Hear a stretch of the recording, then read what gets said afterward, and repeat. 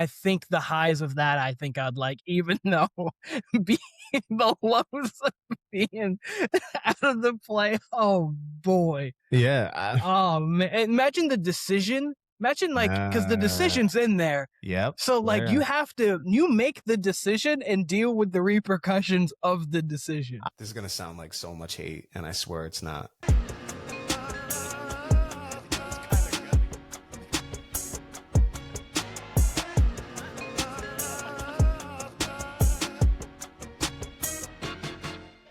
Warner Brothas podcast, back once again.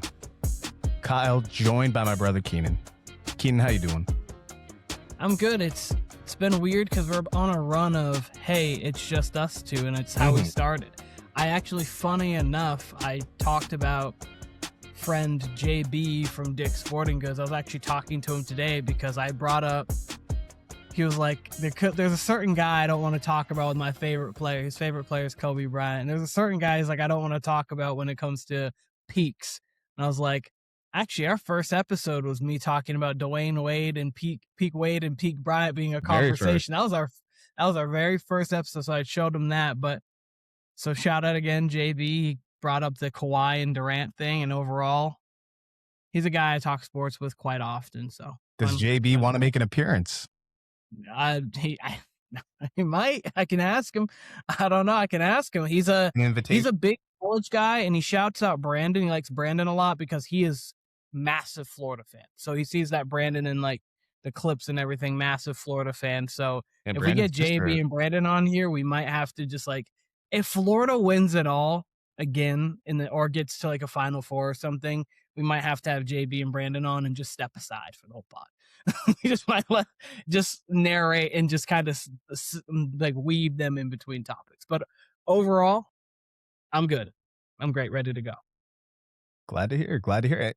As you said, yeah, it's just me and you. We've planned for other people, but we've also planned backup shows just in case we don't have the other people. And we will have more guests soon, very soon, in fact. But Keenan and I both have questions prepared because y'all seem to love that, like really love that, like the feedback we've gotten. I'm kind of surprised, honestly. Again, I mentioned this towards the end of last podcast. Maybe we'll have some sort of Warner Brothers podcast mailbag that appears maybe monthly or bi-monthly or something like that. So we appreciate the feedback.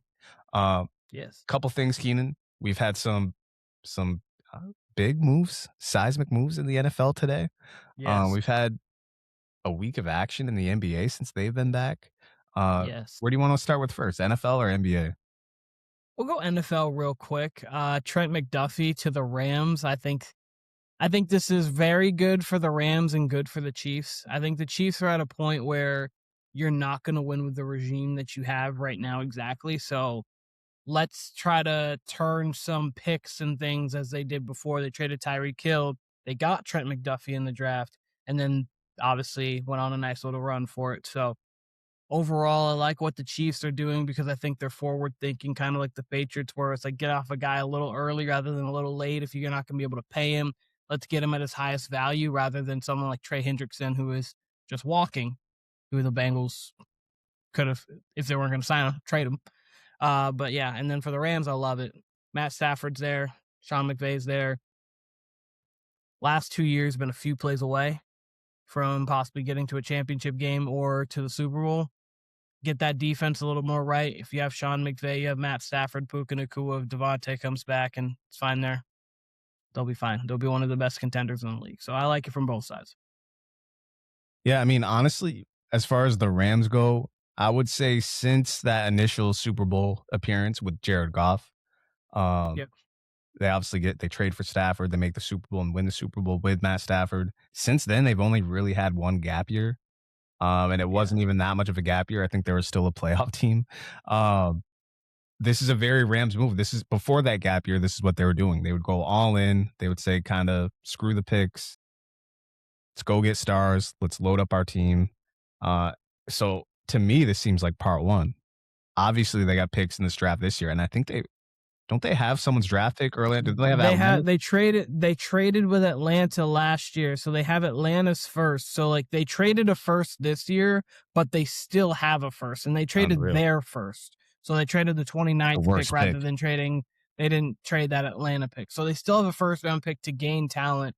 So I think it's just a really smart move because even though you're going to have to pay McDuffie, Stafford's going to be coming off the books here in a couple of years. So I think that you're going to be able to bolster your team now, maybe even get a quarterback for the future. Or the thing is, you didn't trade a next year's first. Next year's supposed to be a loaded quarterback draft. You could even get a guy next year and like, hey, Stafford's done. We can transition into a young guy, and that's why we have Sean McVay. So love what the Rams are doing. Yeah, I mean, if they're picking at 10, I mean, wouldn't be shocked at all to see them take another receiver to go with Puka and to go with Devontae. Devontae played very well last year. Obviously, he's an older player. Why not go get Stafford another weapon? Um, the offensive line solid. Maybe if you want to bolster the offensive line, go ahead. But yeah, I would not be surprised at all if they wait till next year to get a QB, especially if Jimmy G's still their backup. That would be one of the better backups in the league, a competent backup who's, led a team to a Super Bowl, or guided a team to the Super Bowl, maybe is a better word for it. Yeah, he threw eight passes in the championship game because Raheem Mostert ran for 200.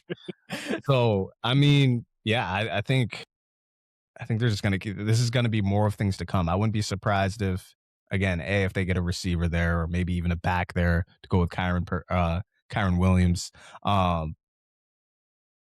Who the hell, I wouldn't be surprised to see another trade here down the line, and then Yeah. not to mention free agency. So this is only the beginning for the Rams, I believe.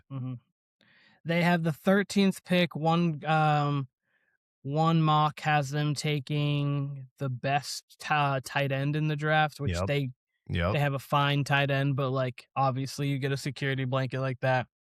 One has them taking an offensive lineman, so it really depends, obviously. But with them getting McDuffie, their front is fine, and now you have a better cornerbacking room. So essentially, you can get some supplementary pieces later in the draft. They're going to go offense with that first pick, whether it is tight end, whether it is tackle. So we'll see what they do. I'm interested to see what they do. And then Chiefs wise, I'm interested to see how they start to build around Mahomes. I think with that extra first round pick now, I think they will go Jeremiah Love. They go Jeremiah Love and get Mahomes a true running back for the first time. And then they can even go defense at that 29th pick now. So it's going to be interesting to see how they go. If they approach this year as a true rebuild or if they feel like it's a retool because they do feel like Mahomes was going to come back healthy and be all of Mahomes. Be interested to see how they approach it. Yeah, a couple of things. I mean, I also wouldn't be surprised with the back to the Rams real quick. I wouldn't be surprised if like the draft is like really not reloading, but kind of like adding on the fringes to the defense, and then free agency is more for the offense. Aside from it, like you said, the number 13 pick, because that defense has talent, but you saw like you can throw on it. You can kind of, you're not afraid of the defense necessarily when it comes to LA. When it comes to the Chiefs, we'll talk about this more and more and more. By the way, Keenan, and I'll mention this, spoiler alert, I think the next podcast we're going to do is going to be an NFL podcast. I was thinking, like, I kind of realized like 6 months ago was the start of the season. We're 6 months from the start of the season for the 2026 season. Like, we're dead in the middle. So we're not that far away. We're not that far away quietly. We'll talk about this more, and I've mentioned it in the past. I'm really not sure what Patrick Mahomes is and isn't at this point in his career. We've seen, I have to mention this player because that's who Patrick Mahomes is often compared to. Keenan, we know very well we've had Tom Brady with not just subpar receiving cores, like not even receiving cores that make sense. And Tom Brady would still put together 28 points, 31. You know what I mean? Like maybe not every week, but you would still see the ball move, especially once you got into the season. Maybe not the first 4 weeks, but once you got week 6 on, that offense was putting up points. And I would say for about 3 seasons, minus a stretch in the middle of this season, you didn't see that from the Chiefs. And Mahomes hasn't looked, Steph Curry at quarterback as he once did at his peak. And I asked you guys, like, have we seen the best of Mahomes as far as stats, as far as like excitement? That was 2 seasons ago. And I think he's been, I don't want to say pedestrian because he's won some Super Bowls since then. He's won 2 Super For Bowls, but I mean, He's the been excitement's gone. pedestrian. He's been pedestrian in the regular season for a player of his stature. Like, he's still obviously a very good quarterback where no one's going to say, like, oh, Patrick Mahomes, eh. But when your counterparts like Joe Burrow's putting up 40 touchdowns, when Josh Allen's winning MVPs, Lamar's winning MVPs, even Baker Mayfield 2 years ago, 41 touchdowns, Matt Stafford's winning MVPs and playing great. Drake May had a really good season. It's like he hasn't had a season comparable to any of them over the past 3 seasons. But he can look at all of them and say, well, over that stretch, which one of you won a Super Bowl? Because Exactly it right. wasn't Stafford, it wasn't Allen, it wasn't May, it wasn't Will Jackson. I was gonna say he can't look at Sam Darnold and he can't look at Jalen Hurts, but the rest of you guys, like, when did you hold this ring? And I was a Super Bowl MVP every time. So, like, don't make it seem like I can't play in this game. That's very interesting. You mentioned those 2 names, Keenan, and I haven't heard this point being made. I would say those 2 rings are closer to Sam Darnold's and Jalen Hurts than a Tom Brady, than a Drew Brees, than an Aaron Rodgers when he got, or even Patrick Mahomes' first ring. I would say those last 2 were more team rings, as they all are. It's a 53-man sport. Don't get me wrong, but I wouldn't say those, and maybe the Niners one. But I mean, they felt Brady's first run rather than Brady's second run. Yeah. Kind of like a sense. And even then, I don't even want to.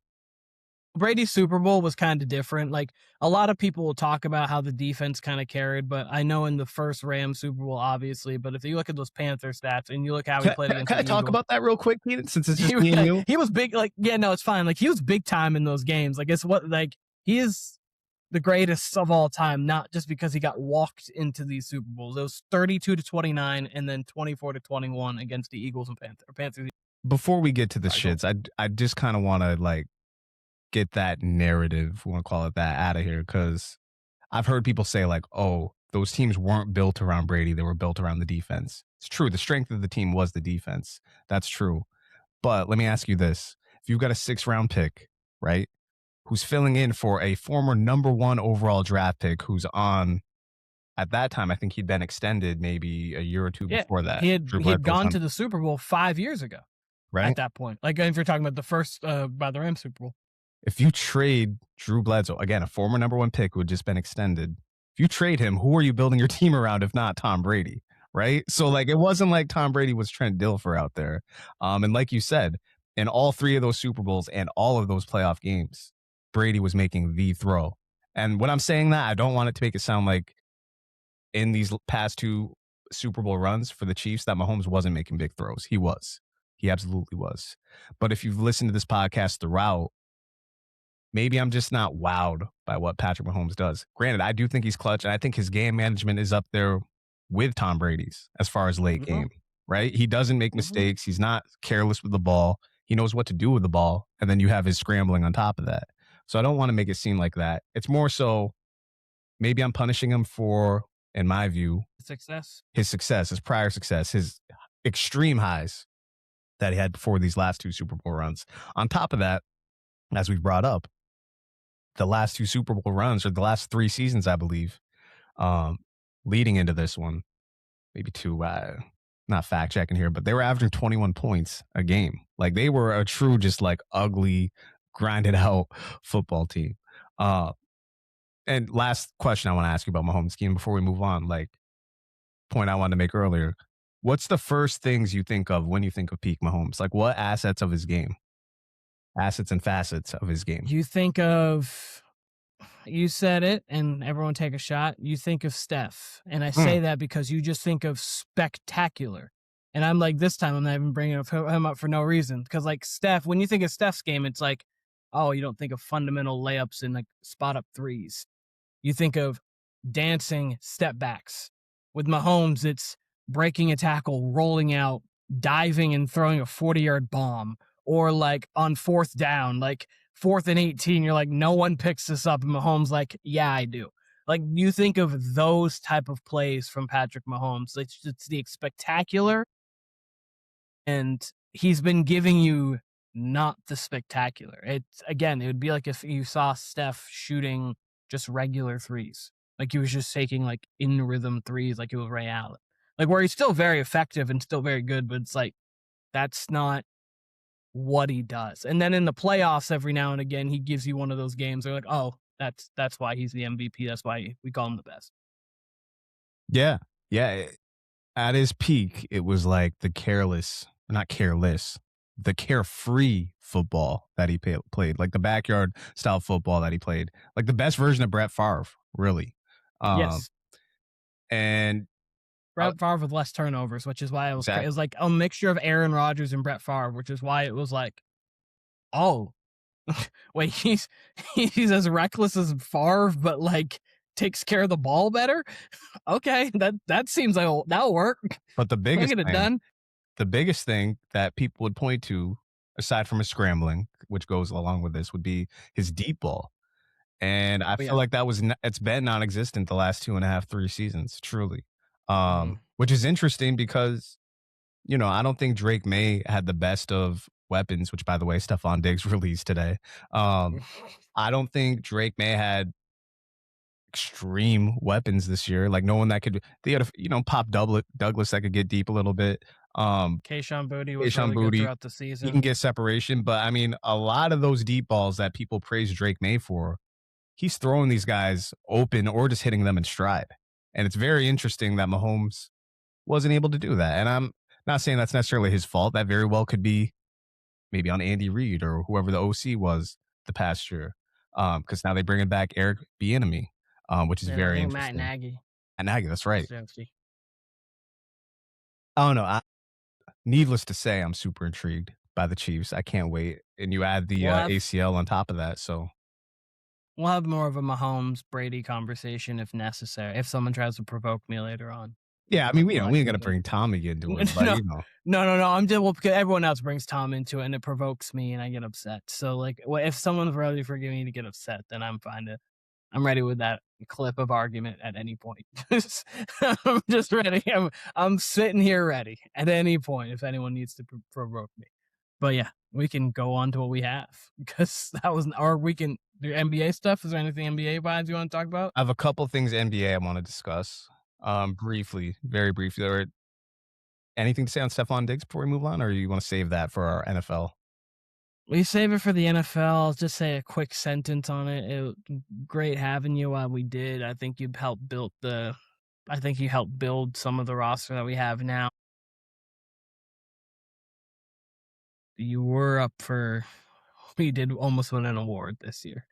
Wait, actually, did he win the award? He won the Yeah, he award. did win. He He he did win the he award. he won the Warner Brothers podcast first annual OJ Simpson Worst Man of the Year. He did. He did. Stephon He Diggs did. He did win that. he outran James Pierce. He That's right. unceremoniously won the award.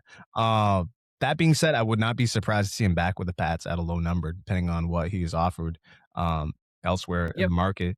I think he makes a great second or third, more of a third option, especially for a contending Yeah. team or a team that's in the playoffs. He was playing very well for the Texans before he got injured and tore his ACL last year, and he was very obviously a leader for the Patriots this year and played Hmm. way above my expectations for him. He far exceeded Team my like the Bills expectations. again, going back there. I think Effie knows like I'm not the number one. At this point, it's like I'm just a possession guy, and third down, you got me. Got good hands. Still have a rapport with Josh, so Kind of like that. could be a reunion there. I think that'd be interesting for him if he doesn't come back to the new and come back new. Um, NBA though, real quick, NBC had a throwback Loved it. which I mentioned. I didn't realize that was what was going on. I mentioned on the last Mhm. podcast, if you heard it, I had the TV on. I'm like showing a lot of graphics from the Yep. 2000s and 90s. I'm wondering why they're doing that. And then Tuesday they have the throwback broadcast game with their old broadcast team, kind of a mismatch of Yes. their old broadcast team. Mhm. All this did, first of all, like you said, I loved it. It was amazing. The graphics were great. The presentation was great. The commentary Yep. team was great. The game was the opposite of great. It was a 40-point plus blowout for the Spurs. So I did a Spurs Digest show. I started in the third quarter. I normally wait till the end. I was like, you know what? We don't need to sugarcoat all this. I had it out before the game was over. Like we don't need to sugarcoat all this. We knew what the game was after three. I cannot wait for these playoff games on NBC specifically.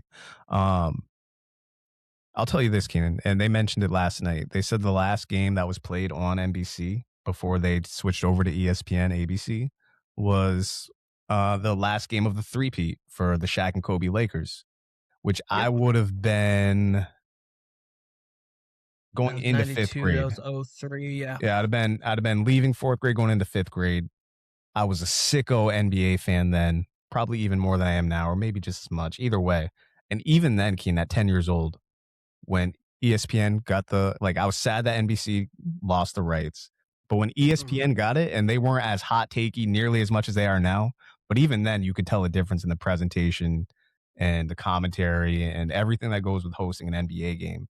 And NBC Yeah. truly does make these games feel like events. And even I don't know if you feel this way, Keen, the picture quality looks much better on NBC than it does some of these, even on TNT when it was last year, or ESPN. Like, it just seems like it's actually in 4K. I don't know It what it is. it Maybe it's just me, but it's the old school, like, when I was looking and I saw the old school, like, bot like, the ticker and all of that stuff, I was like, "Man, this feels."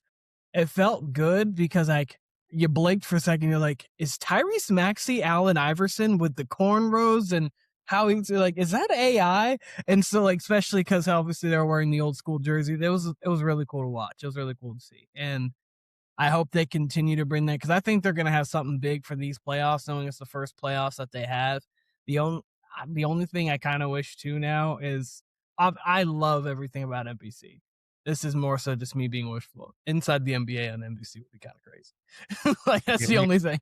That's the only thing. Like if they had post game, I'm not that I'm saying anything bad about their and the crew because I feel like all the whole crew. I think they're all doing a great job. But just inside the NBA is kind of different. Like so, like I think that on NBC would kind of be insane. But that's one of the other than that, only positives about inside the NBA going to ESPN is that they're actually going to get finals coverage, which they deserve, and yes, it'll be great to hear finally, their insights. All finally. three have been in the finals as far as Shaq, Kenny, and Chuck. So Hmm. I cannot wait for that. I truly believe I'll leave you with this before we move on, and I do have one more NBA topic that I think you'll appreciate. Um, I truly believe if NBC never gives up the rights deal, and especially like ESPN being the head honcho of that, like even if ESPN was like what TNT was, right?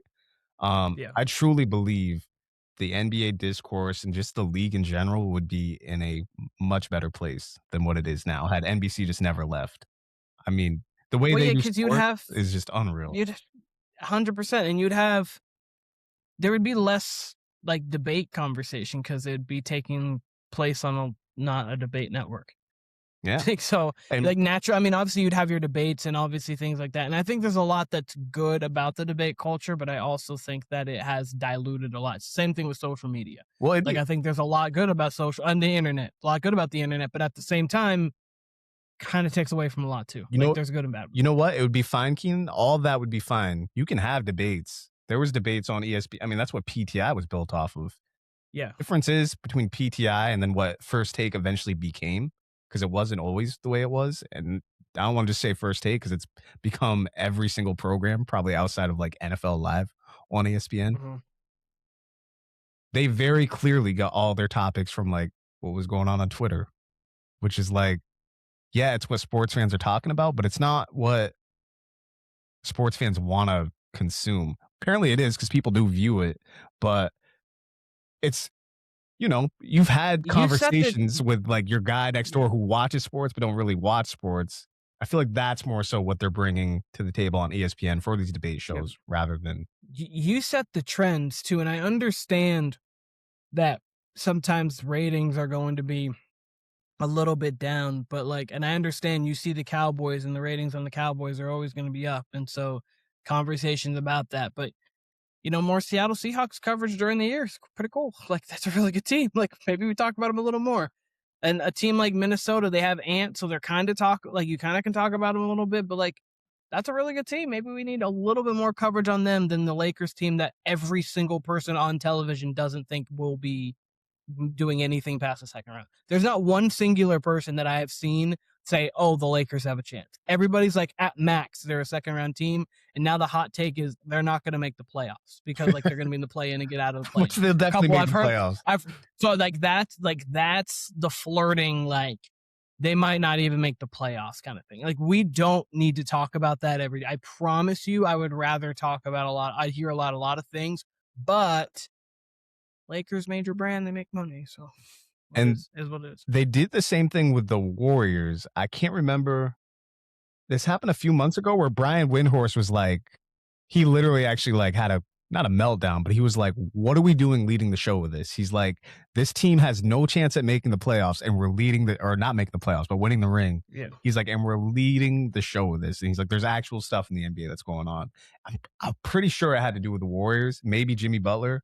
It I probably can't. did. Like, I get you lead the show with Jimmy Butler's injured for the season. Like, that's fine to lead the show with that, but you don't need to lead It was after one. it was I think it was Kaminga and Kerr beef that they were leading with. And Oh gosh, Windhorst was like, probably. "What are we doing?" He's like, "This guy doesn't even play for this team." He's like, "This team has no chance of making the championship." He's like, "What are we doing talking about these guys right now?" And like the And crew didn't know that's how to react to it, but it was well, that's how refreshing. it should be. Why are we listen? What do we need to talk about this team for? They were interesting when they had Jimmy and they have a full squad. They're interesting. Oh, can their veteranship and can the greatness of Steph, Jimmy Butler, can they man it? We don't care about them now. Like, cool. If they make the playoffs, they're out in 5 at best. Like, cool. Like they're not doing a thing. We don't need to talk about them.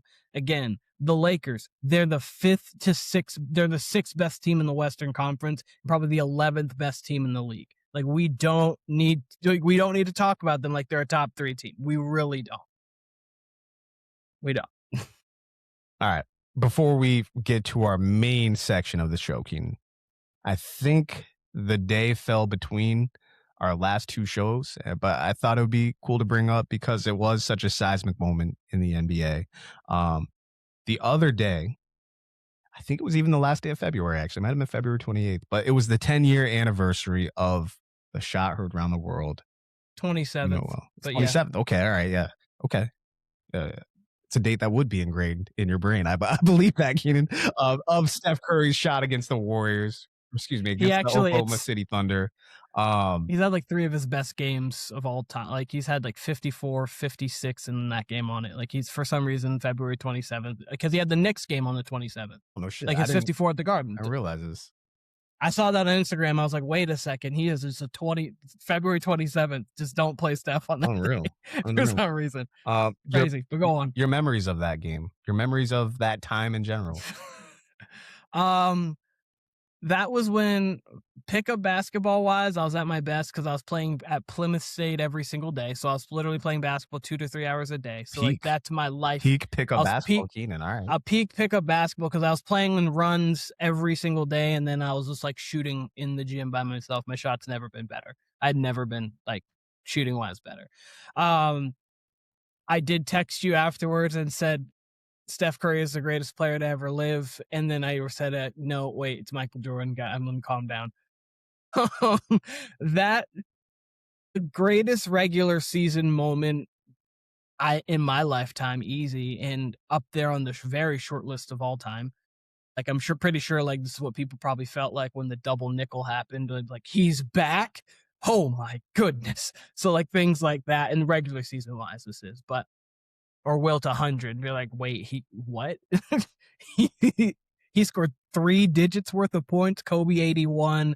So like these kind of moments, but needed a great radio for that 100-point game. Yeah, yeah. So great radio. So it's an all-time great. You got the first double bang from Mike Breen. It was a culmination because this is a Thunder team that is really good, that might be able to contend with them. The Warriors are like 44-4 or something along those lines at this time, and 12 threes, 46 points, and one of the most ridiculous shots he's ever shot, and he's taken a bunch. So what a game that was. As you were just describing it, Keenan, I was kind of having flashbacks because he got injured in that game. He did have 12 threes. it was easily the best regular season game of that season for sure. Like as it was happening, you knew this game was special. And oh, by the way, if he misses it, that game goes into double overtime. So like, regardless if he with makes no or misses Durant. that, what's that? Durant fouled out. Oh, really? I did not remember that part. So like remember Durant got Clay made a layup. Durant got double teamed in the corner, and then Iggy made the 2 free throws to get the overtime. KD fouled Steph and then was out. That's why Westbrook was like hogging the ball in that last possession, clanked it, and then so he was out the entire Durant OT? He was out for a vast majority of it, at least 3.5 minutes, if not more, because he fouled Steph early in the quarter, in the OT. Yeah, no, I mean, between that and then the other big subplot of that game was Draymond and Steve Kerr got in a huge shouting match. And that was like a big subplot. And then Draymond still played well. I miss that NBA so much. We've actually referenced KD's move to the Warriors like way too much over the last 2 weeks. I actually don't even know how we have, but like between that game leading into the Western Conference Finals, not to mention, I think the other regular season games they had that year were like bangers too. I think they had one more game after that was like close and contested, and it was a really good game. They had good games prior seasons before that. I think one involved a Russell Westbrook game winner. Oh, Kevin Durant. Steph had 37, but Durant had 54 with 3 threes from the same spot. And I got home from playing basketball like for North Country. Like I got home from a game and I watched in the fourth quarter Durant hit 3 threes. I was like, this guy, this guy is too good. That was truly a rivalry that could have been all time. Should have been all time. And, you know, technically still was a rivalry after he left, but it was teetering on all time already. Like they were already there. They needed 2 more playoff series for them to be like, oh, this is what it is. But no, Durant said, actually, I'll join you. Yeah, you're right. Yeah. Actually, I'll go there. And, you know, to talk about the shot directly, someone made an Instagram post. I think it was just the NBA. They properly made an NBA post an Instagram post of all the Twitter posts after the shot from like all the players, which I have not in a long time seen that many players just show love like that. Like what the fuck are we watching? Who is this guy? What's wrong with this guy? Because yeah, I get it. We've seen Steph do that not only before that shot. We've seen Steph do that, you know, hundreds of times, and since then it's regular to see him or Dame or Trae Young pull up from that deep. Even in the moment, even knowing that he had that range, you're still like, what's he doing? Even watching the clip now, you can see he's sizing it up, but like he would have clearly, if he would have just stepped on the gas right when he did pull up on Andre Roberson, if he would have stepped on the gas there, he probably would have had a wide open 3 at the 3-point line, like a walk-in rhythm 3. He could have gotten a floater. If he hesitates at the 3, they're gonna jump, and then he just goes in for a floater and just floats it in. Especially how he was jogging up, he would have burned him on that, and he still was like, fuck it, I'm just gonna pull up here. And that shot was emblematic of how free he's always played free. Don't get me wrong, but in 2016 specifically, man, there was.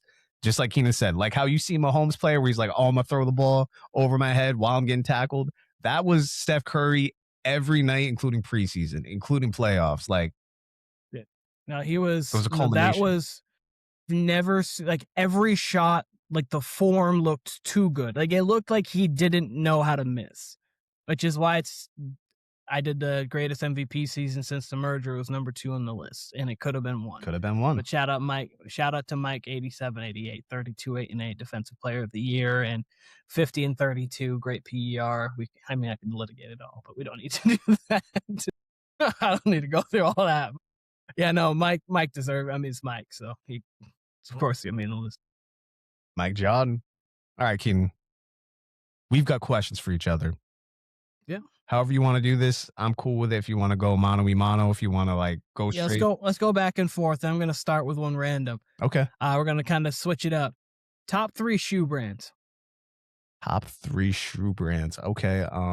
That you can wear, like if you want to go whatever, like that you like your top 3. Nike will always be number 1. I'm a Nike head. I say that, and you've got like the Nike sponsorship over there going. Nike. I got Nike socks on right now. I got Nike Yep. socks and I got Adidas slides on, which is like probably like a sin in some circles. But hey, what are we doing? Um, I would say Nike for sure. Nike will always be number one, and you can throw Jordans Mhm. in with Nike because they're under the same Yeah. umbrella.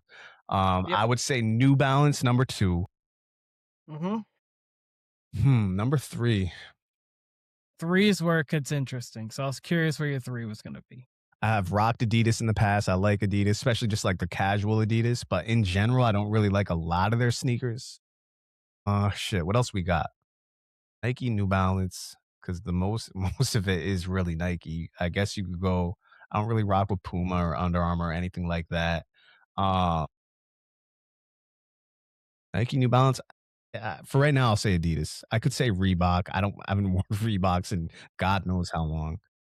So I've worn because I used to like the NMDs. I like the Ultra Boost. That was like Yep. that whole thing was probably like 8 years ago. But that was the last time I was really rocking Adidas. Of course, Yeezys too.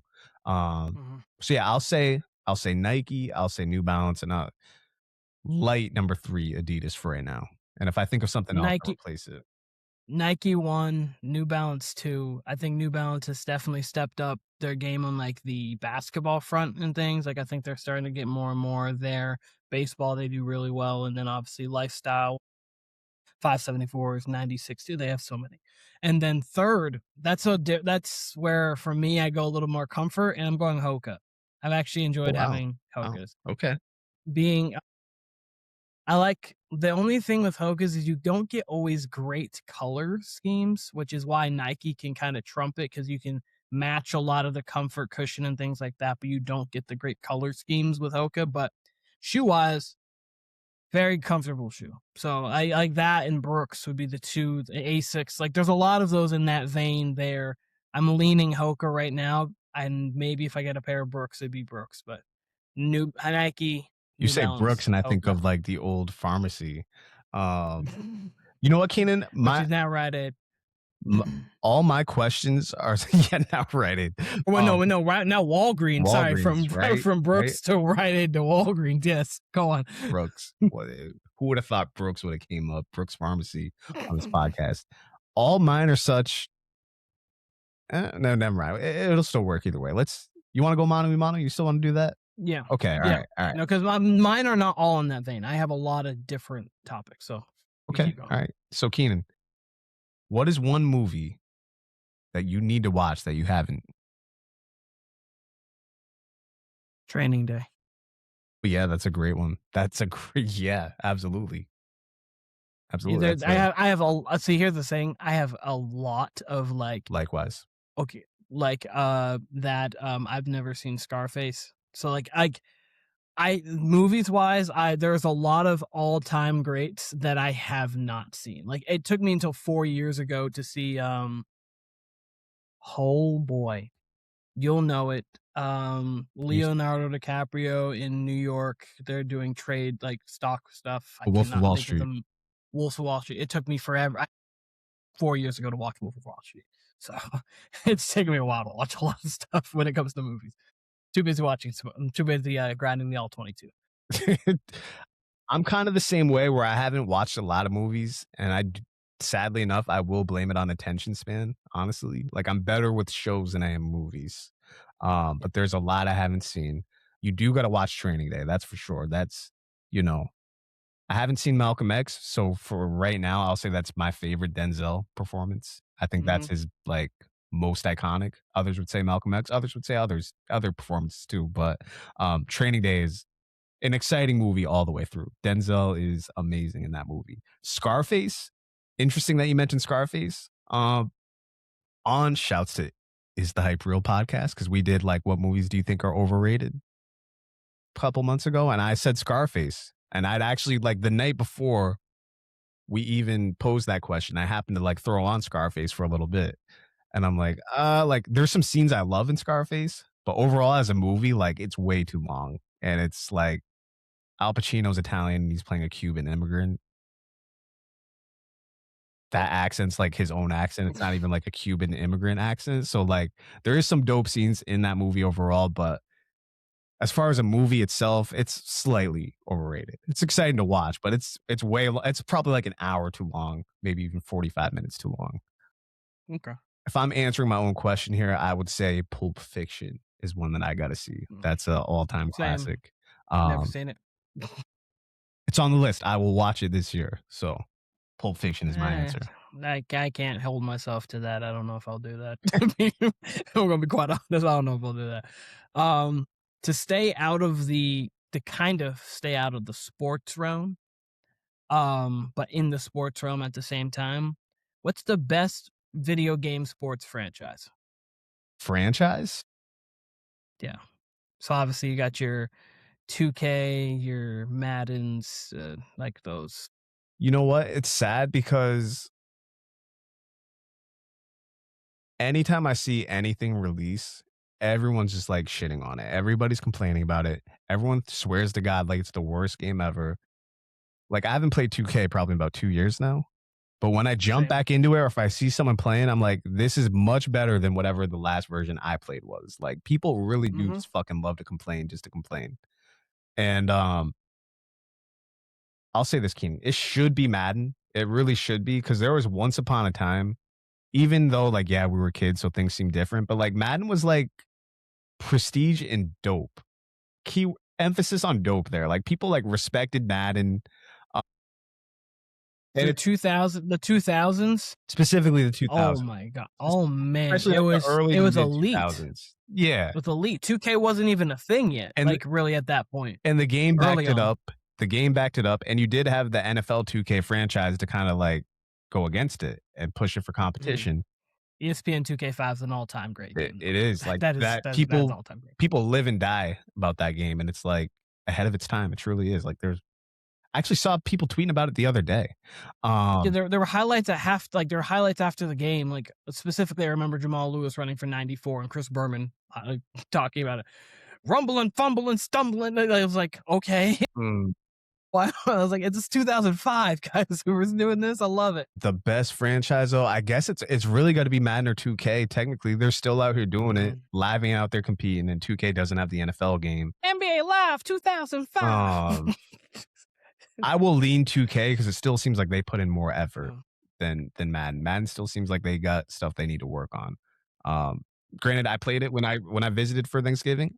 I liked what I saw. I'm like, why are people complaining so much? You know what I mean? Like it's not It's that bad, but you know that's I just me. play Madden more than 2K, and I play Madden a lot, actually. I very much enjoy it. I think it's a good game. Obviously, it's a video game, so there's always going to be aspects of a game that are stupid, and then there are always going to be things where Madden's going to Madden or 2K is going to 2K. Like, it's always going to happen. It's hard to make a perfect game because it's a game. And you said But sports for me, franchise?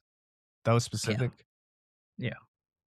Can I say and maybe I'm just gonna say quickly, I have 2K as well. I think they dabbled a little bit in football, dabbled a little bit in college, and then I think the 2K series has been a little bit better over time than the Madden series.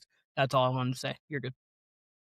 I was gonna say the greatest sports video game of all time is none other than NBA Street Volume yeah, 2. I didn't even gotta say it. That was almost one of my questions. I was like, wait, Kyle and we know what the answer is, and that's the only And you still should answer. have asked because there's a large contingent of people who grew up when we grew up who would say the same exact thing. I think it's like for Okay, people sorry. in the Let me formally ask, Kyle, what is okay, the greatest sports game of all time? you answered it. NBA Street Volume 2. There we go. I was gonna say, like, I think people in the 80s who grew up in the 80s, late 80s, they Mhm. love Tecmo Bowl. Like, it's a very Mm, simple game, but like people fucking love that game and like having Bo Jackson yeah, in that game. I think that's what NBA Street Volume 2 is for our generation. Like our generation of kids like fucking love that game for reasons like it was just fun. Like the original NBA Street was fun. You had an amazing yeah. soundtrack on top of it. And it was What like the way it was like created was to be like rooted in nostalgia and just like street Yes. ball, which street ball was the shit at that time if you like count and one and all that. So like it was just the perfect Mhm. culmination of things between hip hop, street ball. EA Sports was hotter than fish grease at the time. Like Keenan mentioned, like NBA Live, Madden, Fight Night. You had MVP baseball at the time. So Yep. um, it was a culmination of things that you just kind of had to be there for. Like the Steph Curry shot, you had to be there for it to kind of understand it. You know what I Yes. mean? So yeah, NBA Street Volume 2 was There ridiculously fun. there are certain noises in the world that, like, everybody knows. When you hear the trumpets from George Lopez, you think, "I woke up to this at 2 AM." Like, sometime this woke up because it's just so loud. But anytime people are like, "Okay, we know what we're doing." Shout out to, CL Smooth. They reminisce over you. They were like, shout out to that because like, everybody knows what time it is when that song comes on. When you see Stretch, you're like, "Okay." You're like, "Alright, Exactly. Great fictional characters in that game too. yeah, Biggie Little, Dimes, Whitewater." I haven't played that game in so long. I need to just get it. I need to play that game again because my lord, what a game! What a They need to remaster is what they need to do. they Um, do. If they remastered that for PS, oh boy, it'd go triple platinum. you would go quadruple platinum, that's for sure. Um, Golly. Keen, I asked you which movie do you need to see that you have not seen yet? You said Mhm. Training Day. Um, what TV show do you need to watch that you have not seen yet? The Sopranos. The Sopranos. Interesting. You're going with very Or violent themes here. I like it. or The Sopranos or The Wire. Those are just shows that I've always heard, like, these are all-time great shows. I've never seen them. So, those would be 2 shows that I probably should see. You got to do if you're gonna go that as far as like crime shows, you got to go the Holy Trinity and go Breaking Bad there too. Yeah, no, I've watched a little bit of Breaking Bad, like, the beginning. I haven't watched all of. Those two, I mean, so actually my answer is The Wire as well. I got to watch The Wire. Um, Sopranos and Breaking Bad are each in my top 5 for sure. All right, I'll say this, like, if I'm gonna sell you on it, I can't speak about The Wire, obviously, because I just said I gotta watch it. Um, and people would say that, like, The Wire is even better than both of those shows. Sopranos, ooh, OG Ananobi, just put it on, Chet Holmgren. I would say The Sopranos, what separates The Sopranos over any show is, like, it almost plays like a sitcom. You have these moments where Mhm. it's like in sitcoms, it's kind of mindless. Like there's a plot, but there's not really. There's kind of episodes in between because it's such long seasons where it's just Yeah. like you're just kind of chilling with Tony and the guys, or you're chilling with the family, and it's like the dialogue's just regular. And that's the dope part about it that maybe other serious crime shows don't have as much, where you get a lot of that in Sopranos. And that to me is Mhm. the charm of The Sopranos that you know, appeals itself to me when it's like not the prestige TV moments because they have that in spades. Um, and then Breaking Bad, it's just such a well written show. Even though you have to suspend your belief for some of the plot because it's like, all right, would this really happen? But the stuff they weave in and out of the show that like you might forget about that, comes back or you might have forgot about or just like plays a part later on in the season or this or that. It's an incredibly well written and obviously well acted show. So you didn't say Breaking Bad, but if you're gonna do Sopranos and The Wire, you got to do the holy trinity of the 3 crime shows, and then I obviously got to complete Okay. it with The Wire as well. Uh, your turn. Alright, so what do you prefer? The NBA playoffs or the NFL playoffs? That's a tough question.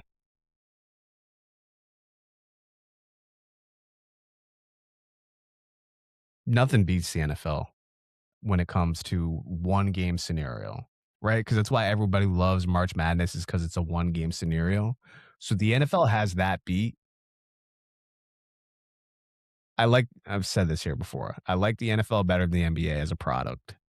Basketball is easily my favorite sport. I love basketball. 10 years ago, I was an NBA sicko, and I still am, but like not to the degree I was 10 years ago. Um, so if I just had to pick one just off of thrill, it's probably the NFL playoffs, especially when you consider, as we've talked about here, the injuries in the NBA playoffs. Um, Mhm. but when you get a good series and you get 7 games of it or 6 games of it and there's legit like back and forth, man, there's nothing better. There is nothing better Mhm. than that. Um, and not to mention like because you get 7 games, yeah, you get like you still get the anxiety, the sport. Me and Keenum talked about sports anxiety on here. It's bad in basketball, but like because you get to like watch the play develop and this and that, it's nowhere near as bad as baseball in the NFL. Like the NFL is like frightening. Like that Bills Broncos game, Keenan, I had I bet on the Bills. So yeah, I did have a dog in that fight. But like just stakes wise, I'm like, bro, what the, like if the Bills lose this game, like what's gonna happen? If the Broncos lose this game, how's it gonna be? You know what I mean? Like that's a bad loss for the Broncos. Like I was so invested in that game. Like that's gonna be the first game I think about of this past postseason. Uh, Mhm. whereas in the NBA, you're thinking about it. If you're looking in the past, more so in games, in moments, in series. Whereas like you can pinpoint a game in the NFL. So um, the NFL by the slightest of margins because the NBA playoffs, when they're good, when they're great, there's not much better. There's really not much better. Mine's the NBA by a hair, Mm. and I like the ebbs and flows of, like, really good series because you do get that blowout in game 3. You do like and I understand that, like, obviously, when you're just going for, "I need every high leverage moment," the NFL is going to beat the NBA. But the ebbs and flows of series build gives you a long dramatic like crescendo.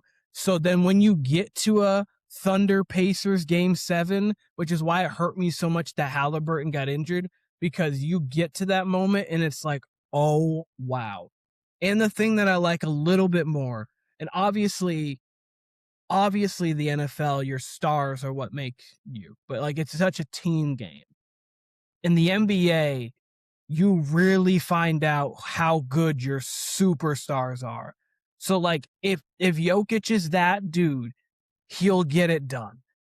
Obviously you need other players in a team, like we get that, but like when it comes down to it, you're 20% of your own team Mhm. on the floor. Mhm. Rather than being 9% as a quarterback. So it just or 9% as a pitcher because it's the same kind of thing or like so Mhm. or 11%, but I think the NBA just because I think it's easier to pinpoint your superstars, and when your superstars have those moments, Braun putting up 45 or Giannis 50 points in game 6 or just all of these all-time great moments, I just think it culminates a little hair to the NBA, and I know a lot of people probably won't agree because they think it's the NFL or even March Madness because a lot of people always hate on the NBA, and then when it gets to playoff time, it's like, "Oh, yeah, this is actually really cool.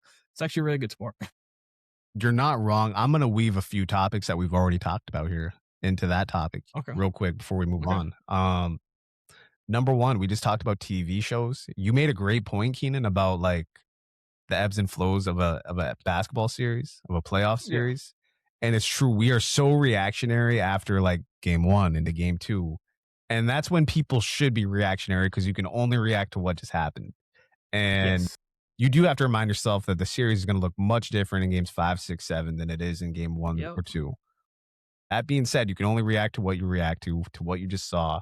And you're right, there is really nothing like it. Speaking of inside the NBA, like you watch a fucking great game, 108, 105 battle where, maybe a star came up a little short or, something controversial happened at the end. Then you go right to Kenny and Shaq and Chuck and EJ and you're reacting to the game with them. And you're on Twitter and you're texting your friends and like, yo, what's going on? You know what I mean? Like there is really nothing like that. And then And you you get get to to sit in it get to you sit get in to it for sit in that. it, but it also gets to, like, rectify itself again. Like, in the NFL, obviously, the Bills just sit with that loss, Mhm, and they sit with it for 8 months, and then they sit with it for the rest of the year because, like, obviously, you can't rectify that loss until you get back to the playoffs again. So it's like maybe a year they have to sit with that, which makes it great. It makes it, like, such a even more high leverage moment, but I think being like, oh, he lost game 5. How is he going to respond in game 6? How good is Jalen Brunson really? Like, how good is shit? Like, all of these guys. Can Ant really do it? So, like, I think it's the great suspense. Love it. Love it. you get what makes the NFL regular season so great in a Yes. series with that. Like, I've kind of Yes. compared to why people love the NFL so much and why it's such an easy sport to follow. It really is like a reality show for guys. Like, the games on Sunday happen, you react on Monday. I mean, we literally do it on this podcast, but then you're talking about it Mhm. all week. You make your Mhm. opinions all week, and then Sunday you get to find out. And then the playoffs are really truly like the season finale because, as we've said on here, you can feel the tension and the drama before the game even starts with the NFL playoffs, right? When it Yes. comes to the NBA, you're right. That regular season's kind of just fluff. But once you get to the playoffs, game one kind of feels like, the beginning of a TV show. By the time you get to game Yes. seven, you've got real opinions and thoughts on players, coaches, this and that. And then, like you said, it's culminating in a dramatic moment. So they're very, very much two different products of TV if we're comparing it to a TV show. And yeah, no, you're 100% right. Keenan, I want to ask you this because I saw it on Twitter and I made fun of ESPN for grabbing this or grabbing topics from Twitter, but I'm going to do the same thing because you brought it up, Keenan. I actually saw this today. It had 9 sporting events and then it said pick Yeah. 3. Let me go find it for you. Maybe Yeah. I should have it up if I'm going to ask this question, right? And maybe it's not even worth asking because you just brought them up. So I know that NBA and NFL playoffs are going to be your pick. But there was March Mhm. Madness, there was the Masters, Yeah. there was the Yeah. WNBA playoffs. Let me see if I can go find it. Oh my god. Let me see if I can find That's it. oh god. Okay, so the NBA and the NFL are going to be there. The third is difficult for me because there's like 4 events that truly could be there for me. Really 3 to 4 events that could really be there for me. Hold on, let me get them. Let me make sure I got them all. All Oh right. man, but March yeah. Madness, NBA playoffs, WNBA playoffs, Stanley Cup Uh-huh. playoffs, college football Mhm. playoff, NFL Oh my playoffs, gosh. MLB Oh. postseason, the College World Series, Wimbledon, the World Cup, the Olympics, the Masters. You got to keep 3. And I want to point out, 3? I saw this on Twitter earlier, and I'm like, I might ask this question to Keenan, but maybe I won't because I know he's going to pick NBA and NFL, as would I. So the 3 is just like, preference, obviously. Oh my goodness. So let me just write these down real quick. We've got the WNBA playoffs. We got the Stanley Cup, Olympics. the We've Olympics, got college football college. playoff, MLB, College World Series, Wimbledon for tennis, World Cup, Olympics, you said, and the Masters. And then March Madness if you can get that too. Okay. So I wish Wimbledon and the Masters mattered more to me. They don't as much. So like as great of events as they are, like they very much matter. They're not for me. For me, it's between the sorry, Stanley Cup too. Same thing. Just cool event, not for me. It's between the Olympics, the WNBA, college football, and MLB. If MLB has a couple more postseasons like they did last year, I might go back to 3 because it would have been a no doubt, no brainer. If you asked me, it's an 08 NFL, MLB, NBA, and it might have been MLB like Same. 1. Like genuinely, MLB might have been 1. NFL probably NBA 2, NFL 3. Like that probably was being the order. But with who I am right now, I'm actually going to lean the WNBA, and then college football would be my 4. Actually, I don't know. I like the Olympics a lot, but WNBA I'm leaning in. I heavily invested in the WNBA. I have been for a minute, and Right around I the like corner. last year's playoffs. Loved them. Like Unrivaled Championship is actually going on right now. So shout out to Unrivaled. But yeah, so I'm yeah. Just yeah. Let me answer this literally because it's saying like keep 3, you get to watch 3, you don't get to view any of the other 9. So March Madness, I'm gonna be real. I might sound like a sports phony. I hardly watch March Madness anymore. I will tune in, but it's not essential viewing for me. NBA playoffs, we know. WNBA playoffs, I did not watch as much as I wanted last year. I think I watched more of the postseason in the 2024 season. But I try to tune in. Stanley Cup playoffs, I watch none of. Another sports phony moment here. I watched none of the college football playoffs. So if I wasn't able to watch it, it really would do nothing for me. NFL playoffs, we know. MLB postseason, I do tune into. College World Series, couldn't even tell you the last time I even watched a single pitch of that. Wimbledon, I haven't watched in forever. here's where it's getting interesting. All right. The Masters, I don't watch, even though I do kind of like golf here and there. The World Cup and the Olympics. I watch both of those intermittently. I probably watch a little more of the Olympics than I do the World Cup, but it's every 4 years. So if we're being literal, Keen, if you cut everything out of here and just gave me the Olympics or the World Cup, really not much would change. I would say after that, much like you, WNBA is the next one I watch. But I also like if I miss a game, it's not like if I miss the game of the NBA playoffs to me. You know what I mean? I'm not beating myself up over it. But I would say that's next in line along with the Olympics and World Cup. So I'll keep the Olympics. If you would have asked me maybe 6 years ago, maybe I would have said the World Cup. I very much casually watch the World Cup. We have a segment of our friends who are huge soccer fans.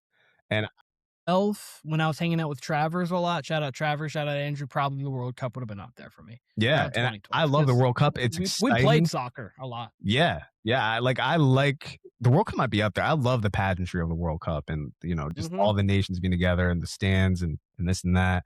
But all the players I like could at least semi follow because I wouldn't keep up with the sport like literally, but I would like catch highlights. I had players that I like. They're all on the tail end of their career or out of the sport. So like all the important players now, most of them I do not know. Which you could say the same about the Olympics, but you got Olympic basketball, all that. So I'll go NBA playoffs, NFL playoffs, and the Olympics. They don't have this on here, but a major boxing or UFC event, those three are to be. That would be my easy three, honestly, above everything else. Keen, that was a question I just threw in there. Do you want my actual question, or do you want to take that as my turn and then you go? I'll let you choose. I'm gonna actually take that as I have a question here. Okay. So I've got a little bit of I call it kind of a segment in my questions. It's choose the run. Choose the run. Choose the run. Okay. And choose the run. Okay. It is I thought this was an interesting comparison.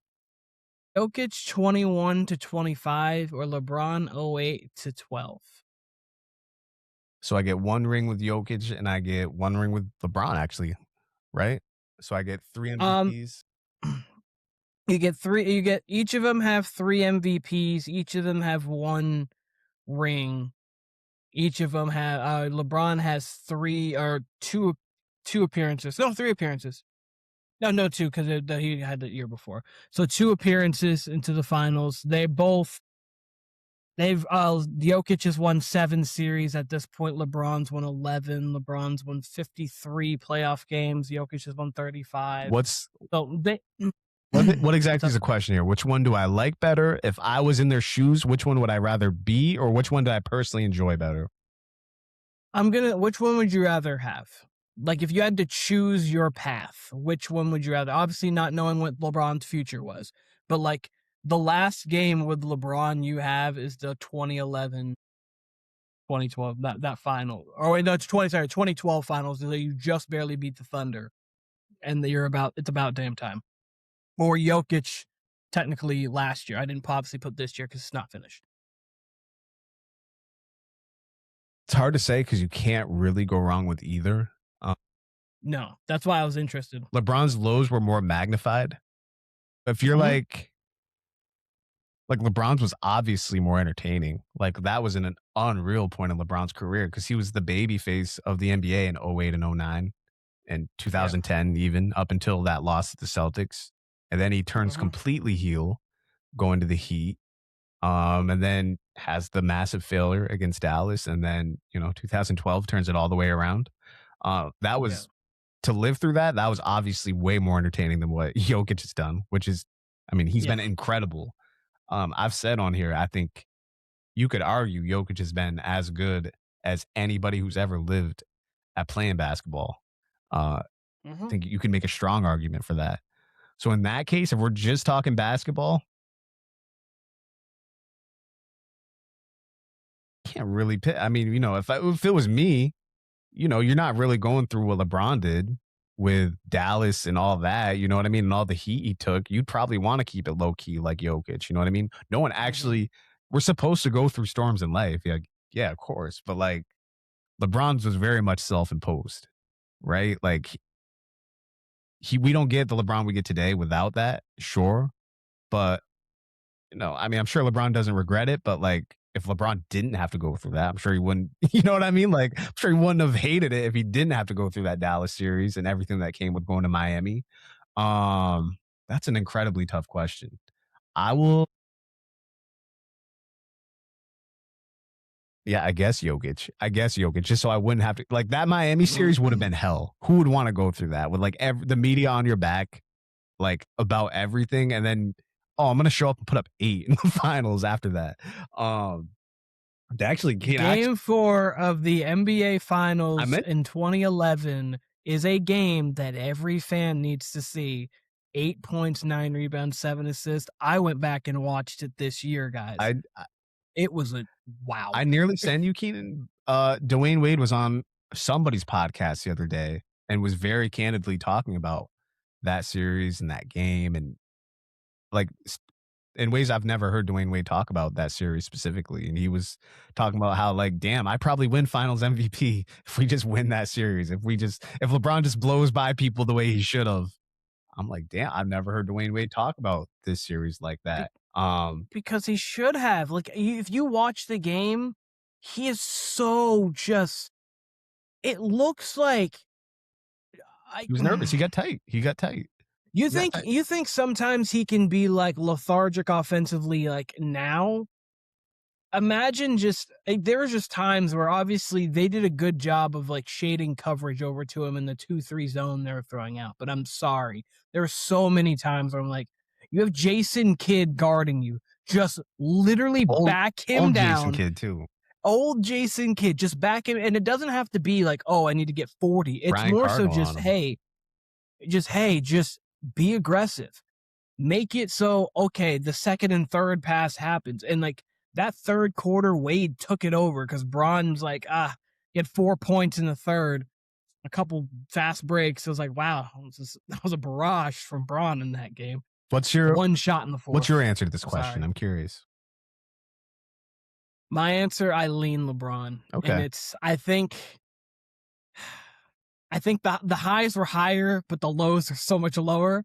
And I think that roller coaster, I don't know. I guess it's the game. Like with Jokic, he's had so many memorable and like Hall of Fame regular season games, but the postseason games, though he's been phenomenal, it hasn't been like this. And LeBron has some of those this games. That's fair. Like you have like 45 Boston or like 48 against Detroit. Obviously, this is after, like this is not during this Justice stretch, or 51 against the War. Like that's just fair. Those, and I think the highs of that, I think I'd like, even though being the lows of being out of the play. Oh boy. Yeah. Oh man, imagine the decision. Imagine like, because the decision's in there. Yep. So like you make the decision and deal with the repercussions of the decision. I think if it was just me, I'd rather be Jokic and, low profile kind of thing. Fair. To watch, obviously, LeBron. Like that was such an entertaining point of the NBA, not just LeBron's career, just the NBA. Mm-hmm. 100%. We're an hour in and we don't want to keep y'all too long. So we'll keep it moving here. And Keen, mine are all in the same vein. What is one musical act that you need to brush up on that you haven't yet?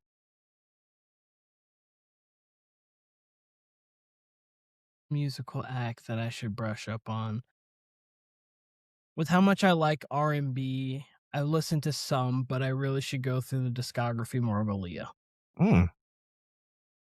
Aaliyah's great. So like Aaliyah's a great artist. So like I know like obviously like the hits, but like I need to like in depth. I should go through more of Aaliyah.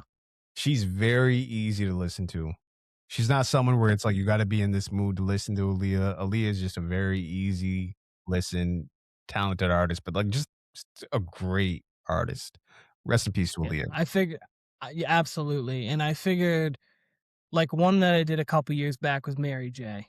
So like it just like I knew obviously the hits and those, but like old, like getting back into what's the 411, like those kind of Mary J's. Like I did that as well because funny enough, before Mary J influenced Aaliyah a lot. That's what I learned when I went to my deep dive on Mary J. Beyonce and a lot of people. Because I actually was in the hive of like Mary J's fucking overrated. Like I thought she was very overrated. Like in my Yeah. teen years and even like most of my 20s, I was like, I did not understand why she was such a legend, especially from like her music in the 2000s. Like I didn't think it was that great.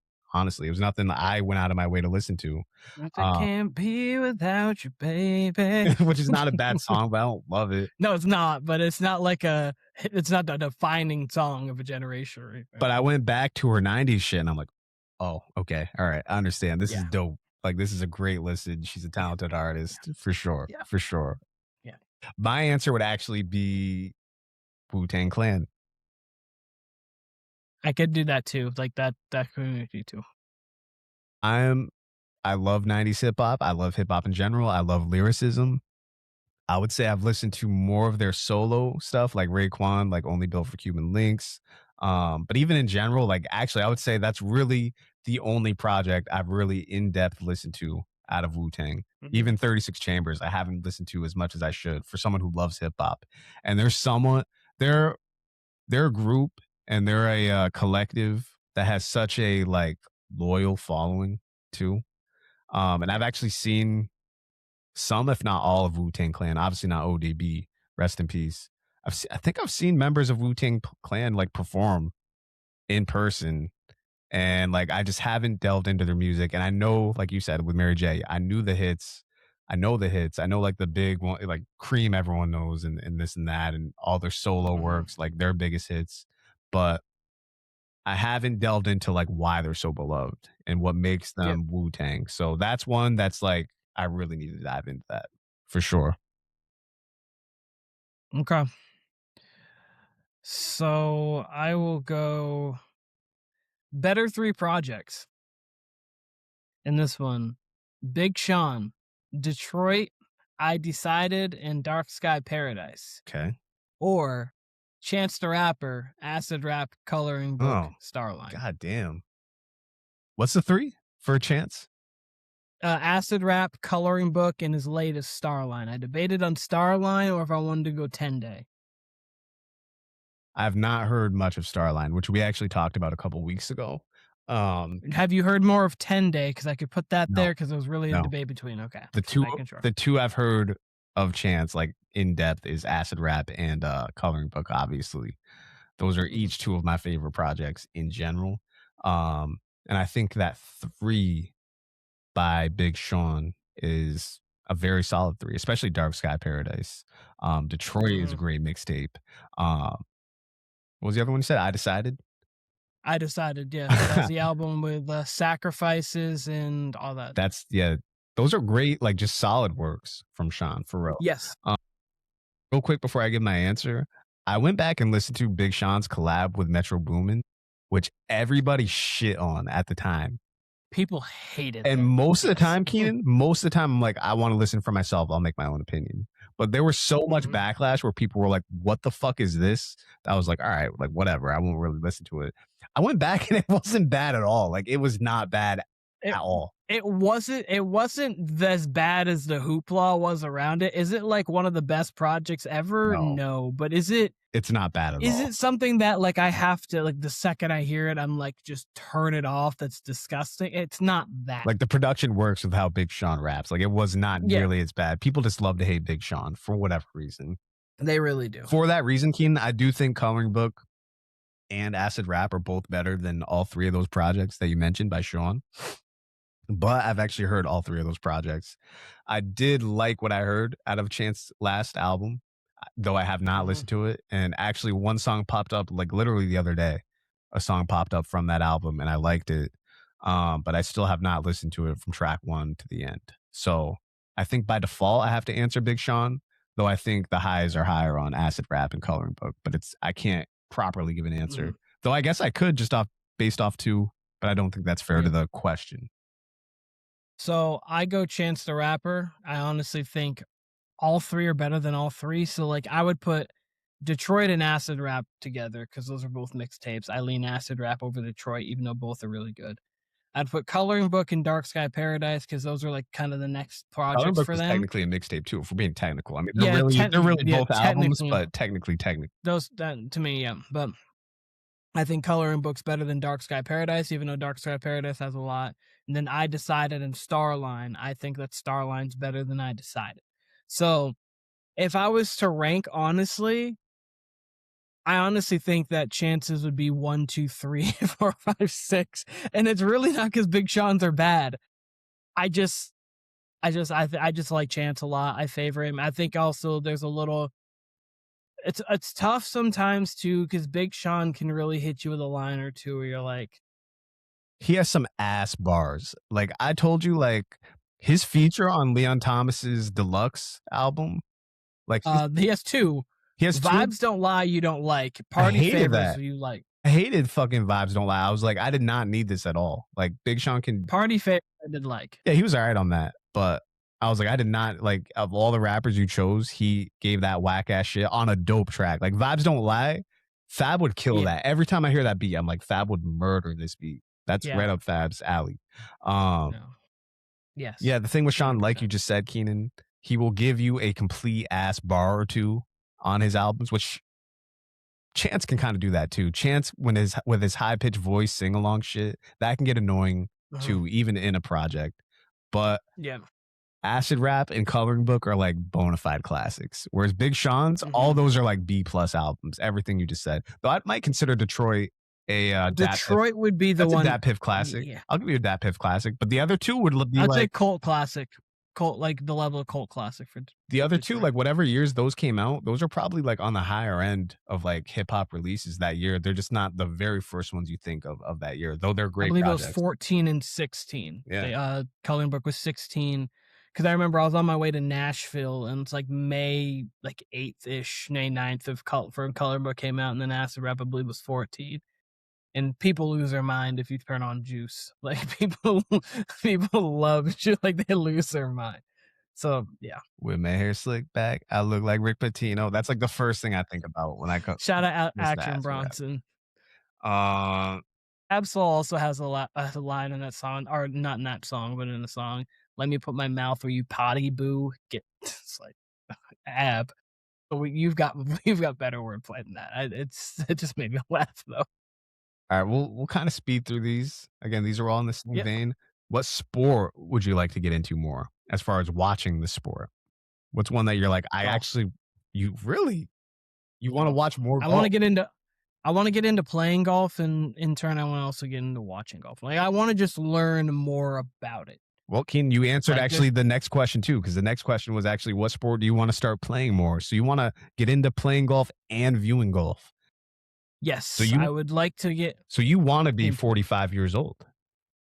Well, I just feel like at some point, it also like obviously we do this, and I went to school and I graduated with a sportscasting degree, which is in sports media and all that good stuff. Flex. And the thing is, like you network golf coursing. Like that's just like a place you network. So like I want to be good with it because it's just a place that you can network and also, and then I just want to know about it because we do, like I work at Dick's Sporting Goods, so we sell a bunch of golf stuff. I see a bunch of golf stuff. Like I just naturally more and more get involved in like the question that you asked earlier, I wish the Masters was in it. Like I wish like I kept like that would be in my final four of like my decision. And like tennis is cool, and I know Wimbledon's cool, and I know more about tennis a little bit than I know about golf when it comes to like some people, but for me, golf would be the one on both. Very interesting. Very interesting. I've been asked by numerous people. Curling. Curling, yeah. Curling would be dope. Get in touch with my Canadian side. I've been asked by Tyrell, by Jadams, by more Tyrell and Danny Limlaw actually than Jadams. Jadams has seen me actually swing a golf club, and he's like, how do you play sports? He's like, you're the same guy who like can shoot a three. He's like, but you can't swing a golf club. I'm like, no, this shit is hard. Golf is extremely hard to learn and to master and even to get okay at.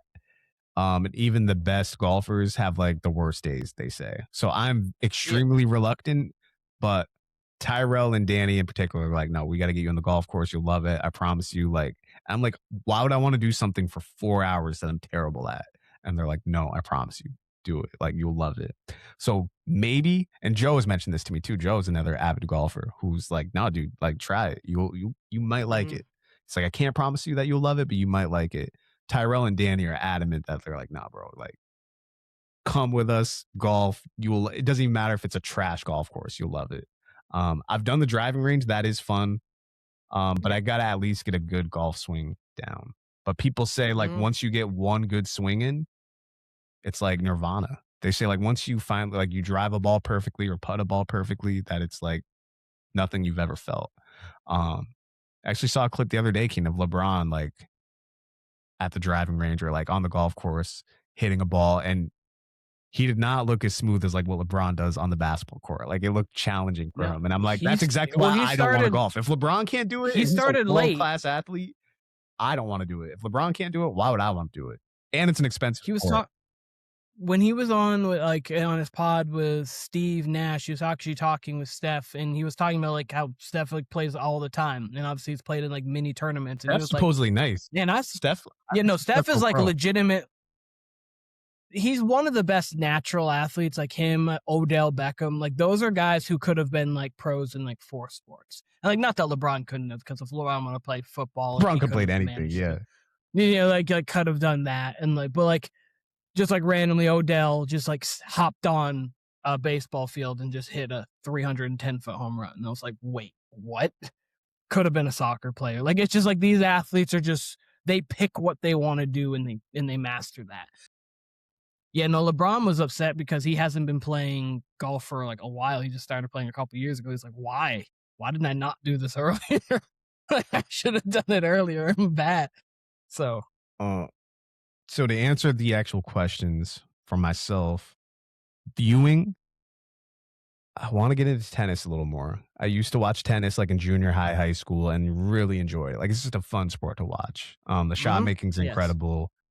Yes. It's just there's real tension there. Uh, it's just a great fun sport to watch. Also would be boxing. Boxing's a sport that I've loved Mm. since I was a kid, but never was really able to get into. None of my friends really liked it. So it's like, why would I buy a pay-per-view if I don't know anybody that's fighting other than the top guy? That being said, over the last 5, 6 years, I've bought more and more fights. Um, I think I could see myself getting heavily into boxing as of this I year. could see that too. I could see Um, that. that's actually the same answer though for what sport I would want to play more. If there was a Ooh. gym close to me, I would be in the gym every day. Truly. Like that's I need to box. I actually kind of part of me wishes Keenan, part of me wishes like maybe I should have picked boxing up in high school and just like cut it Mhm. back a little bit on basketball. Like that should have been my second sport, I feel, is boxing. I feel like I got the hand speed for it. But even just as a workout, like I just want to do it just like recreationally, just to hit shit, spar. I Have you ever done it as a workout? no, not aside from like a speed bag or like Mhm. a punching bag. No, I have not sparred or any of that as of yet. But I'm gonna get into it. I gotta find a gym that makes sense like near where I work or anything because there's just nothing close to me as far as boxing goes. And yeah, I need to see how fast these hands are. Um, your turn. Your turn. Okay. Who would you rather be? Brandon Roy I or Rudy Gay? don't even know what that All the question way. is. Who would I rather Okay, so be? no, like career wise. I know, Sorry, but I should like have I need specified. still like Brandon Roy So or Rudy Gay. here's the reason why. And here's the reason why. Probably Rudy Gay without Rudy. even thinking of it. Okay, I was about to say because Rudy Gay they were the same draft class. They were 2 picks apart, I believe. Rudy Gay had a very long career. Didn't make an all-star team, didn't do anything, was just a quality Never made player. one All-Star Made team. Rudy Gay. no, Wow, no. I looked that's it up shocking. earlier. Has made did not make an Not all-star even as a team, was on the replacement. all-rookie. Nope, all-rookie team, didn't do anything else. So like a solid good player throughout the entirety of his career, got the most out of like long years wise, but maybe not the most out of his potential because he probably could have been a little bit better, Could have been a lot maybe a better. couple time also. Could have been a Yeah, lot better. so yes. So a guy who didn't fully reach his potential but played a bunch of years, or a guy who you saw unlimited potential in had higher highs, but didn't have the longevity. That's why I asked this question. Mm-hmm. What kind of career would you rather have? And instead of asking those like that specific, I just picked two players that it fit. Brandon Roy's career was so short. Like Derrick Rose had Mhm. his injuries and reached pinnacles and reached real lows, but he had a Yeah. a double-digit year career. I think Brandon Roy only played 5 seasons. So in that case, like it would be hard not to live in disappointment. Granted, you'd still have Yeah. more than a few M's. I think he at least got like one big contract in there. Mhm.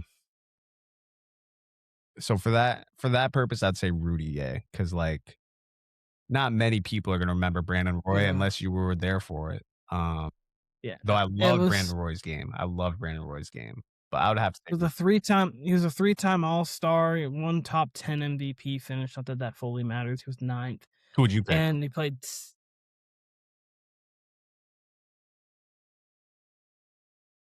I'm leaning Brandon Roy, and it's because when I look at Rudy Gay, like, I'm not that you can't, like, as Rudy Gay, you have, like, a terrible career because he did average 21 year, I think, or a couple years. But, like, I just look back and you're just like, both guys will probably be forgotten, like, in, like, the grand scheme of, like, 25 years from now. But I guess no one's gonna be telling stories about, "Oh, man, Rudy Gay was so nice." Like, he was just special. I'm not trying to make him sound bad because really he averaged 20 in multiple seasons. Like he is He's a closer to good, Jeff Green than he is Carmelo Anthony. yeah, no, he's just like he was a good NBA player, a quality starter for over a decade, like just a quality starter. Played good basketball, had a good career. Would tell his kids like, yeah, I played in the NBA. I had this. I've done this. I've done that. So like he has things to say. Scored 40 in a game. But being Brandon Roy, though, that's that janitor that's there like, boy, if I didn't blow my knee, I could have been. And the thing is, we actually have proof. Like, he could have been like special. So I think Brandon Roy would be Great one-on-one the scorer. guy.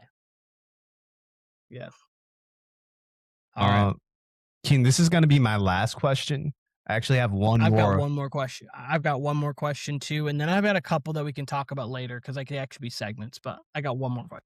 I'm saving my very last question for another segment. I think it'll be better with more people, to be honest with you. And it's not sports related. It's off topic. We'll say that. But this question that is in vain with everything else, and you kind of answered it, Kim, with golf. Because I asked what sport would you want to get into, which, physically and viewing wise. But my last question is, Keen, what hobby do you want to take up? So excluding golf, because golf would also be a hobby, but what general hobby do you think you'd want to take up in your future years? I want to be good at it, so I'd have to be a minute, but roller skating. That is fucking random. Why do you want to roller skate, Keenan? Because I look at it and like I see people doing it and I just think it's so incredibly cool. I just can't do it. I really can't. Like it's like I'm a pretty solid athlete and I can do most things, but I just like when it comes to putting a skate on, I just nope. I skate, roller skate, just doesn't work. If I'm grounded, I can probably do the sport. So when do you plan on practicing roller skating? I went once with Danny, didn't go well, and then I heard about it. Didn't go great. And so I'm one of those people who can't go into public settings and be bad, so I'd have to get rollerblades here and just work on myself. And then like I So can't wait. bad. You don't like going into public settings and being bad, but you want to golf too? Golf I wouldn't do. Like golf I wouldn't. So here's the thing. A lot of people can rollerblade and do it well. wait. Like kids rollerblade or skate? We need clarification here. Do you want to roller? Sorry, it's roller skate. Roller skate. I don't want the blade. I want the skate. Sorry. A lot of people can roller skate and do it well. Kids learn at a young age, and it's like when you ski. Like a lot of people can just go on a mountain and ski. Like they can just go down. Like I can go on a mountain and go through fine paths and ski. I'm not professional or do anything like that. People can play golf for 20 years, as you just said, to be not good. So like I am okay with being in the realm of you've been doing this forever and you're not great. But like if you skated for 20 years, you're probably gonna be real good. So like, or at least enough serviceable. Mm-hmm. Like, so, Keep talking. like, I just want to be able to be like, we're friends. Say, hey, like if ever this was happen, hey, friend, do you want to go roller skating? And I could do it and do it fine. Like when we go bowling, like, hey, let's go bowling, and I'm not like bowling gutter balls every time. Like I can get strikes, spares, and things like that. So I want to be able to do that with. I needed to be able to do that with skating. So that is the random hobby. Yep. Just want to be clear here, Keenan. So I don't want to give your information away too much here, but you're approaching 30, right? Yeah. Yeah, that's Um, fine. you think there's ever going to be a point where you're going to be with a group of friends that are going to be like, you know what I want to do tonight, Friday night, is roller skate? So like I know it's a Which is a terrible thing, like, example, especially but in the no. South, that is more of a thing. I get it, but very It's just interesting something I answer. want to do. It's just something that I've wanted to do for a while. But you didn't answer my question though. When are you going to get the practice time in? When I'm gonna have to just purchase and then just go on the road, and I can just figure it out. Like I don't know, because like this is one of those things where I've got to get over the Gotta find mental hardwood hurdle too. of yes, for sure. I have to get over the mental hurdle of I'm going to be bad before I'm good. And like in this specific like activity, I don't know why it bothers me. So once I figure that out, I'll be doing it. But until then, I'll just be podcasting, playing basketball and football and softball and things like that that I know I can do fine. If you would have asked me this question 3, 4 months ago, I would have said like, "Oh, I need to get back in the gym." Like once upon a time, Knitting. knitting. Um, but as of the last 2 or 3 weeks, I've actually been in the gym, which feels lame to say, as healthy as that is. But like, I had like a true workout era probably about 10 years ago, and I I hated it. remember. Like I probably put on like 10 pounds of muscle, and I like hated it. I hated fucking. I love to eat, and I hated how much I had to consume to put on weight. Like it disgusted me truly. So I was always like, all right, if I ever do get back into the gym, I'll do it a little more like less intense, you know? And it's been the last 3 weeks I've done it, and I don't hate it the way I used to. So that's cool. But for the purpose of this question, in 5 years, I would really like to be like a grade A chef, truly. Ooh, Um, okay. That was not where I thought you were going, but I good. th- I th- I love it. I think I would almost get too obsessed with it. I think I will get too obsessed with it. I think like You're a foodie, so like you love different kinds of foods. Like you just love food. So yeah, and it would make sense. I don't have time to like prepare the meals I would want. Like I'm just so busy, like I don't like really get to like chef it up the way I would like. So Yeah. in 5 years time, if my schedule allows it, like that's the thing, I think it would consume me. Like I don't think there would be no more like basketball. There would be no more like that would be it. I'm dead ass serious. Like I'm kind of worried where if I delve that far into like cuisine, like where it would take me. I'm Hmm. legitimately scared where it would take me. So that's my answer. Okay. I have one last question. It was actually not one I just prepared. It Okay. was one I just barely thought Wow. of. And I'm just curious what your thoughts would be. I think I know what your answer is, but would you rather have a special March Madness run where you are now, like, say it leads to a championship Okay. and you are a campus legend pick a college, say North Carolina, you just have like Melo is at Yeah. Syracuse, just Okay. an all like a legendary run, or an all-time great play in the World Series, just one play, like a memorable play. So say like Joe Carter in '94 hits a home run, hits a home 3-run shot, and that wins the Blue Jays the World Series. Like or something like that, where it's like you have where he's like, oh, that play. So it'll always be referenced. It's weird that you Kind of went the Malcolm Butler just in the NFL. it's weird that you went baseball versus basketball. I would probably choose March Madness just because I like basketball more. in Mhm. general, the moment at the highest level, I'd probably normally pick that, but since you went baseball versus basketball, it would probably be cooler to, like, will my team to a national championship in college Okay. basketball. So yeah, And I'd do that. I will put that then say okay, just say out of curiosity now, because I'll put it into basketball terms. Would you rather have a like all time great March Madness run or have like the Ray Allen shot? Not Um, Ray Allen's career, obviously, but but the Ray Allen that like shot, that like, come on now. but like that kind of shot, or like the Robert Ory against the Spur, like that kind of Yeah, yeah, yeah. like a play like that, Yeah, no, like all time I'm great. always gonna choose NBA over college when it comes to something like that, So so you would come with yeah. so the more and as I've always thought that that would be the more and more that I'm in Tennessee and it's such a college town, I just think of the idea of being like a college legend, and I think that would be so cool. But Interesting. I think I would lean the if I was the MLB, I think I'd lean college. If the NBA, I would lean that. And then the NFL, I actually think I'd lean March Madness. So Hmm. like comparing it, the Malcolm Butler play, even though that's literally the greatest play in NFL history, or if not on the very short list, that or a March Madness run, I think I'd lean the March Madness run. If it's like that all time, I think I'd lean it. Question about Malcolm Butler. Where does the poster, the signed poster of Malcolm Butler picking off the ball, where does that picture lie, that poster? Where is that?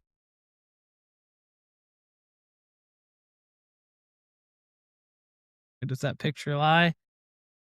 So I can tell you exactly what happened to that picture. I brought it to college. I had it at college. I accidentally left it behind because it was on my stuff at Plymouth State University. Hold on. Girl named Chelsea was there. She said, I have it. I was like, can you send it to me? She said, yes. She never sent it to me. I checked back in, never sent it. So Oh, I don't, its so, whereabouts are unknown. so whereabouts are it's something I think about quite often. It's Wow. very unfortunate because the whereabouts are unknown because I had left it there and it didn't fit. You spend your hard-earned money for your brother on a Christmas gift on an I know. iconic I NFL feel play signed by Malcolm Butler, it, and it just gets left it feels behind. very I forgot it. I just it, no, forgot it. Oh. it it's it was on the wall and I guess I just wasn't think I was packing So you quick you and left Plymouth about, you said 10 years ago? 10 years ago you were at Plymouth? huh? I left That's Plymouth 10 2016. years ago, almost to the date, like 10 years ago. It was like right after, like 2016. right before spring break. Okay, Mhm, 2016. That mhm. is This is my first time hearing about it now in a separate decade.